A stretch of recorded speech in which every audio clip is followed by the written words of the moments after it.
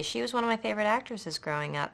I think it's insulting to Julia Roberts, but it's wonderful, and I think it's great when people remind one of someone else. But I would love to find her success, and I'd love to be able to make people as happy as she has. So it's a wonderful comparison. I hope I'm able to still continue to find myself, though. Anne Hathaway ending that report by Jasmine Lawson on the new film The Devil Wears Prada. Well, that's the way the news looks this morning. Next on ITV1, live action from the Japanese Grand Prix. We're back with the day's headlines at 12:15. So from all of us here on the Morning News team, thanks for watching. Enjoy the Grand Prix.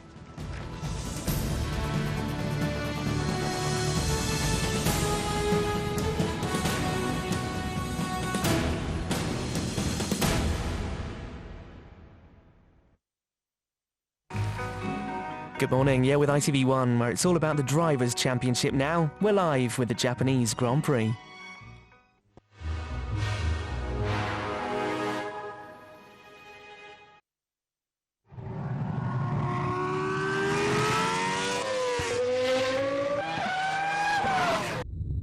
F1 on ITV, sponsored by Shell V-Power.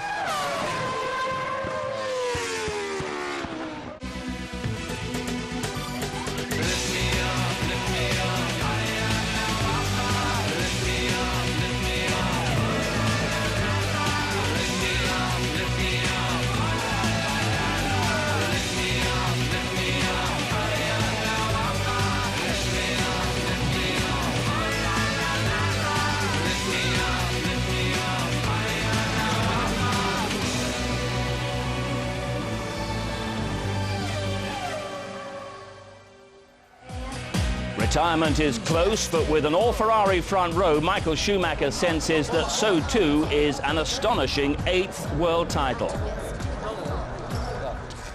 It's the Japanese Grand Prix, with Fernando Alonso having to fight his way from 5th on the grid. It seems the odds are stacked against him in Suzuka. We are in an ideal position. With Ferrari being the first row, we have Renault's in the 3rd row, so that's as good as it could be. I think the Ferraris are too quick for us this weekend, so try to concentrate in the Toyota and try to get the podium.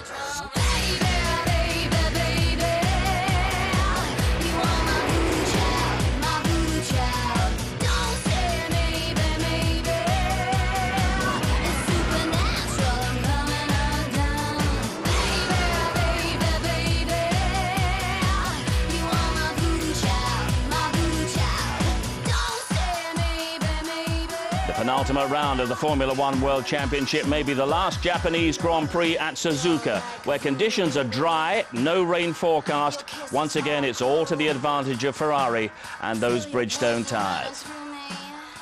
Good morning. Everything went the way of Ferrari in qualifying yesterday as well. Felipe Massa on pole position, Michael Schumacher alongside him on the front row, Fernando Alonso back in 5th. Well, Mark Blundell is with us at this very early hour to watch the drama unfold in Japan, and Fernando Alonso must be very careful that Schumacher doesn't put the championship title out of sight with one race still left to run. I think there's a big possibility of that happening, Steve, because, you know, Alonso is down there in 5th position. He's got to make sure he gets a great start and gets by the 2 Toyotas on the 2nd row. And if he can tag on the back, he's still got to make sure he gets by Massa, because I'm sure that Schumacher will get the lead of this race very early and take command. And those conditions, once again, very much in favour of Ferrari, very much in favour of Bridgestone. They are, but we don't know what the situation is with the tyre degradation in terms of wear and tear, because all of the practice sessions have pretty much been in wet conditions. So I think everybody goes in with a blank canvas, but you still got to look at it and say Bridgestone are the strong one for this race. So maybe the odd crumb of comfort for Renault, but let's remind you of the championship positions and underline the fact that a win today for Michael Schumacher, with Alonso failing to score, would give Schumacher his 8th world title, with one race still to run of both the season and his great career. Level on points after Schumacher's win in China, but he leads by virtue of having more race victories. Renault, though, just ahead in defence of the equally coveted Constructors' title. But in Japan, the prospect and possibility of Ferrari rounding off Schumacher's career in the most glorious fashion has been the talk of the pit lane and the paddock, and our experts have been looking at the evidence as well.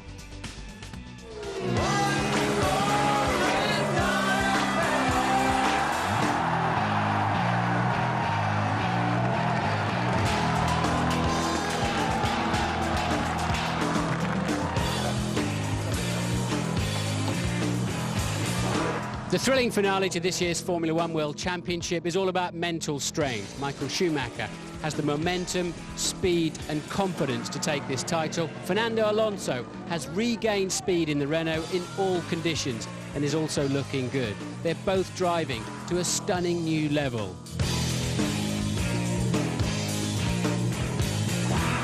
They're both exceptional drivers, and I don't think either of them are likely to sort of throw it off the circuit easily. So I think we've got a very exciting end to the season. I think Michael has a big chance, but it's all on how it goes. Everything can happen on this stage. It's in the area of tyres that there's perhaps the greatest potential for a difference in performance between Ferrari and Renault. If it's a wet track that's drying out, they're on these tyres here. We saw in China that Renault have the clear advantage there. If it's absolutely chucking it down, you throw on the full wet tyre. And Bridgestone and Ferrari were very competitive in those situations.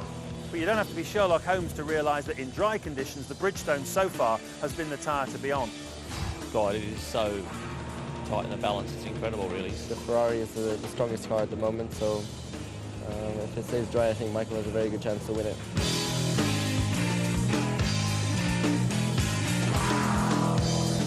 Aerodynamically, the two cars are about as good as each other. It's too close to call.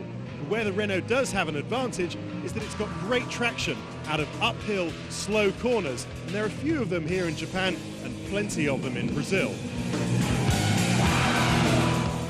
Engine-wise, they're also pretty similar on outright power, so it's all going to come down to reliability. Now how's this? The last time Ferrari had an engine failure in a race was Indianapolis 2001. Whereas Renault, of course, had a failure with Alonso 2 races ago in Monza, and Alonso also caned his engine at the last event in Shanghai, so he's going to have to nurse it through the race. Engine-wise, the advantage is with Ferrari. I still think they have the stronger car at the moment, and yeah, I will put it on Michael. Enough a small mistake or a bad luck which can handle the championship to one or the other driver.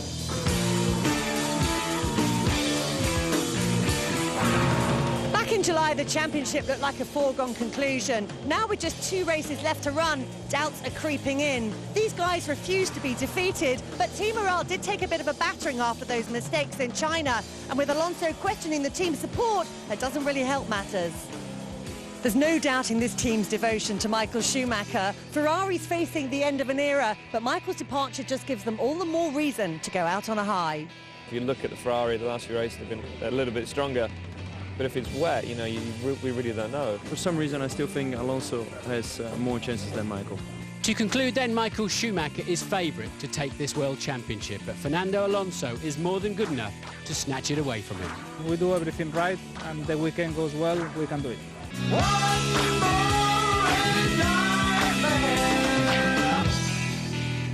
So much of the evidence seems to point towards Ferrari, but Martin also picks out the question of mental strength, which is so important at this stage of the season. Is it advantage Schumacher there as well? I think it has to be, because he's already won several times this World Championship title. Alonso only won it the once. And I think there's a big difference as well with even with the age. Schumacher there, 37 years old, Alonso a lot younger. He knows how to handle people in terms of being in the same position, in terms of getting the pressure diluted and not having to bring everything to the table at once. He's making sure that he's got everybody working for the same aim, and that's to win the title, which he's done so many times before. And in the week we heard some strong criticism from Fernando Alonso aimed at his team. He didn't feel that he was getting the right kind of team support. What did that tell you about his mindset? I think it just shows that he's cracking slightly, Steve, because you can see that he's getting a little bit frustrated. He's having a little go at his teammate. He's having a go at the team around him. It's not really conducive to making sure that he's got the best goods and the best amount of effort going into seeing if he can get this title won. And he's off at the end of the season. Schumacher's retiring. He's going to a different team. A little bit of pressure, and it's starting to show some cracks and some little edginess. Well, it does seem unthinkable that given the early season dominance of Fernando Alonso that we're even thinking about the possibility of Michael Schumacher taking the title, let alone with one race still to go. You'll recall that Alonso won the opening race in Bahrain. By round 9 in Canada, he'd won 6 races, finished second in all the others, and seemed out of sight with a 25-point championship lead. But Canada was his last win. Schumacher has won 5 of the last 7. He drew level on points and moved ahead in the championship by virtue of 7 wins to Alonso's total of 6. As well as the odd setback then for Renault, the simple reason for the turnaround, Mark, is what? Ferrari consistency? I think it's been consistency by Ferrari and them not wanting to give up. They've been pushing all the time. But let's look at Renault as well. We know that they've been hampered by several things during the season. The mass dampers who they had to get their heads around that and re-evaluate their car and get it balanced out again. And there's been a couple of little niggles there with reliability. But at the end of all of it, I think, you know, it's Renault and Alonso losing this championship, not the other way around. But then came qualifying in Japan yesterday, and Ferrari supremely dominant, and Bridgestone tyres dominant as well, as James Allen tells us in his qualifying report.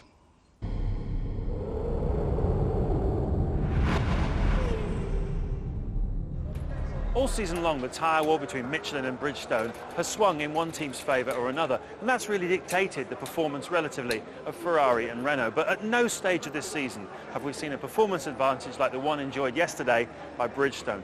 Michael Schumacher was 1.4 seconds faster than Fernando Alonso in the second qualifying session, and eventual pole sitter Felipe Massa was 1.8 seconds quicker than Alonso in the final pole position shootout. Alonso starting this race then from 5th place on the grid, and he's got 2 Toyotas in front of him as well as the 2 Ferraris.